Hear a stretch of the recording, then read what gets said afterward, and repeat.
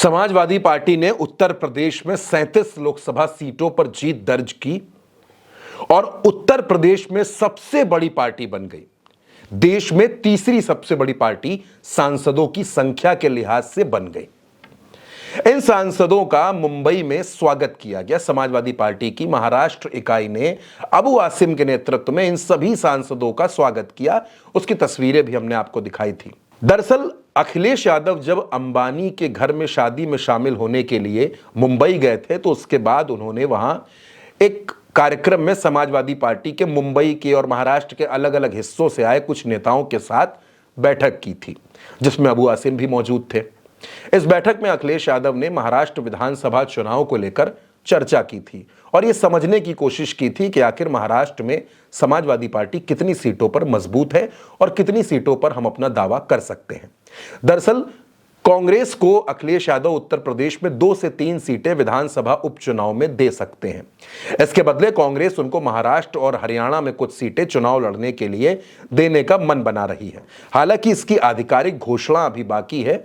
राहुल गांधी, अखिलेश, मल्लिकार्जुन खड़गे और प्रियंका गांधी, इन तमाम नेताओं की एक बैठक होनी है जिसमें महाराष्ट्र और हरियाणा में समाजवादी पार्टी को कितनी सीटें दी जानी है इस पर भी चर्चा होनी है।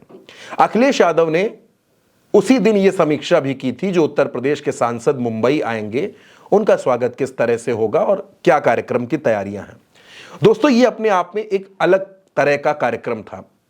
किसी राज्य में जीते हुए तमाम सांसदों को एक साथ एक कार्यक्रम स्थल में इकट्ठा करना और उनका वहां स्वागत करना। और इन सांसदों ने भी दोस्तों वहां से पूरे महाराष्ट्र को संदेश देने की कोशिश की। ये सभी सांसद सिद्धिविनायक के मंदिर भी पहुंचे और बाबा साहब को भी इन्होंने प्रणाम किया। लेकिन इन तमाम सांसदों में दोस्तों एक ऐसी सांसद थी जिसने हर किसी का ध्यान अपनी ओर खींच लिया। उत्तर प्रदेश में मछली शहर की सीट से चुनाव जीतने वाली 26 साल की युवा सांसद प्रिया सरोज का भाषण खूब चर्चाओं में है। प्रिया सरोज अखिलेश यादव के भरोसेमंद नेताओं में शुमार होती हैं। अखिलेश उन पर बहुत विश्वास करते हैं। 26 साल की उम्र में ही अखिलेश ने उनको लोकसभा का टिकट दे दिया और प्रिया सरोज ने भी उस भरोसे को कायम रखा। अब प्रिया सरोज ने जिस तरह से नफरत और मोहब्बत के बीच का फर्क मुंबई के इस मंच से बताया और सीधे सीधे दिल्ली की सत्ता को ललकारा, वो सुनकर हर कोई हैरान रह गया कि आखिर 26 साल की एक युवा सांसद इतना जोशीला और इतना सधा हुआ भाषण कैसे दे सकती है। दोस्तों, आप पहले प्रिया सरोज का वो भाषण सुनिए। सम्मानित कार्यकर्ताओं को मेरा सादर प्रणाम।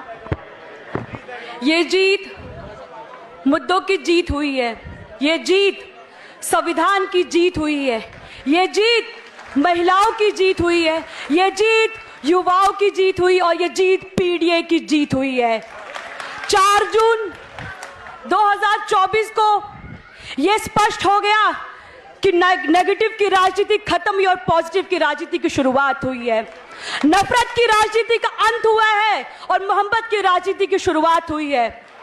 इस नए युग में पीडीए ही कागज और पीडीए ही कलम है और ये तोड़ने वाली राजनीति का अंत हुआ है और जोड़ने वाली राजनीति की जीत हुई है। दोस्तों, प्रिया सरोज का यह अंदाज बता रहा है कि अखिलेश यादव के पास अब ऐसे ऐसे वक्ताओं की एक फौज तैयार हो गई है जो सड़क से लेकर सदन तक भारतीय जनता पार्टी की मुश्किलें बढ़ाते नजर आएंगे। समाजवादी पार्टी के पास अभी तक अच्छा बोलने वालों की कमी थी, ऐसा आमतौर पर कहा जाता था। लेकिन अब जो सांसद चुनाव जीत कर आए हैं, चाहे उसमें अवधेश प्रसाद हो, चाहे प्रिया सरोज हो, इकरा हसन हो, रुचि वीरा हो, खुद अखिलेश यादव हो, धर्मेंद्र यादव हो, ये तमाम सांसद हैं जो सत्ता की बखिया उधेड़ना जानते हैं और इनके भाषणों की चर्चा भी खूब हो रही है। प्रिया सरोज ने भी एक ऐसा भाषण दिया है जिसको सुनकर अखिलेश और डिंपल भी गदगद हो गए।